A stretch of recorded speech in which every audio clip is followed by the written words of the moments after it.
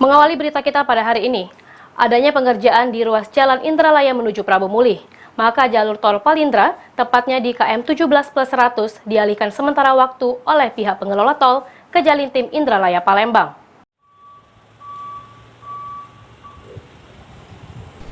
Dikemukakan Branch Manager Jalan Tol Ruas Palembang Indralaya Taufik Hidayat, pengalihan arus lalu lintas di Tol Palindra dilakukan sejak 5 Agustus di titik kilometer 17+100. Dengan pengalihan ini, kendaraan yang masuk dari gerbang Palembang setiba di KM 17 harus mengikuti rambu yang sudah ditentukan ke sebelah kiri dan akan keluar kembali ke pintu gerbang Indralaya. Sedangkan untuk kendaraan dari arah Indralaya menuju Palembang tetap seperti biasa dan tidak dilakukan pengalihan.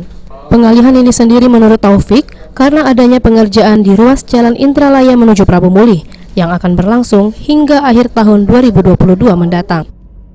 Pengguna jalan agar tetap berhati-hati, patuhi rambu-rambu yang ada, jaga jarak aman berkendara, dan kami tekankan jangan berhenti, tetap menuju gerbang Indralaya karena tidak ada perubahan dari yang sebelumnya.